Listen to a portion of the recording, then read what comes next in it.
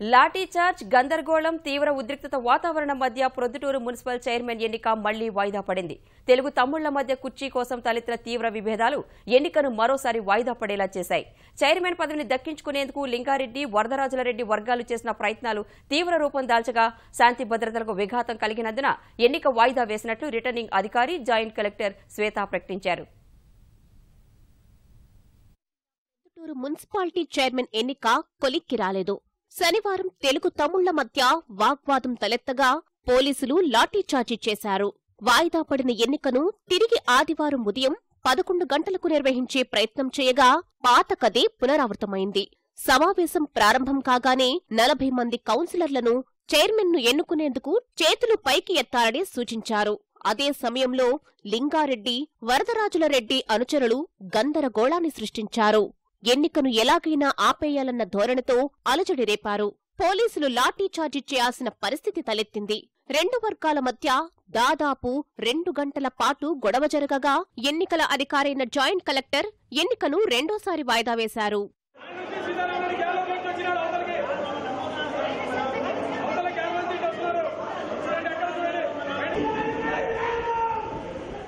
ప్రొద్దుటూరులో ఆది నుంచి తెలుగు తమ్ముళ్ల మధ్య మనస్పర్ధలున్నాయి. ప్రస్తుతమవి తారాస్థాయికి చేరాయి. వరదరాజులరెడ్డి, లింగారెడ్డి మధ్య పచ్చగడ్డి వేస్తే భగ్గుమంటోంది.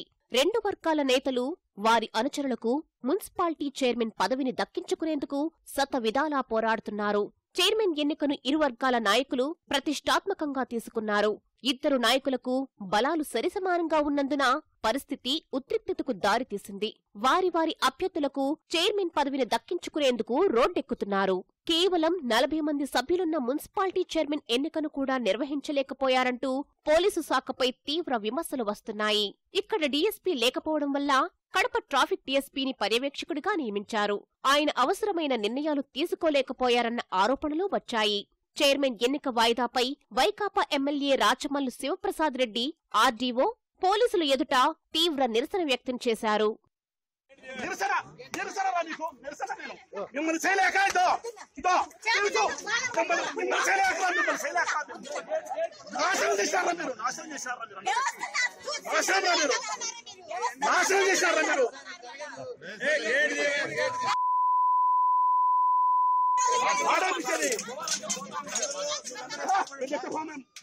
నిన్నటి దినం అంటే సాంఘిక కార్యకలాపాలు గొడవ అనుకున్నాం. ఈరోజు 800 మంది పోలీసులు వచ్చి మీరు సాధించిన ప్రగతి, ప్రజాస్వామ్యాన్ని నిలబెట్టినారా? నిలబెట్టలేకపోయినారు. ఈ అధికారులు, పోలీసులు దగ్గరుండి ప్రజాస్వామ్యాన్ని చంపేసినారు. ఈ ప్రభుత్వంలో మేము ఉండలేము, ఈ పరిపాలన మేము కొనసాగలేము. నా శాసనసభ సభ్యత్వానికి రాజీనామా చేస్తాను నేను. ప్రొద్దుటూరు ఎన్నిక వివాదంపై ముఖ్యమంత్రి చంద్రబాబు ఆగ్రహం వ్యక్తం చేశారు. 2 రోజుల పాటు జరిగిన ఘటనలను ఆయన ఖండించారు. మున్సిపల్ చైర్మన్ ఎన్నిక ప్రజాస్వామ్య పద్ధతిలో జరగాలన్నారు. వివాదంపై పార్టీ రాష్ట్ర అధ్యక్షుడిని విచారించి నివేదిక ఇవ్వాలని ఆదేశించామన్న చంద్రబాబు, నివేదిక వచ్చిన వెంటనే బాధ్యులపై చర్యలు తీసుకుంటామని తెలిపారు. పార్టీలో ప్రతి ఒక్కరూ విలువలకు, సిద్ధాంతాలకు కట్టుబడి ఉండాలని, తదనుగుణంగా పనిచేయాలని చంద్రబాబు సూచించారు. పార్టీ క్రమశిక్షణ ఉల్లంఘిస్తే ఉపేక్షించేది లేదని తేల్చి చెప్పారు.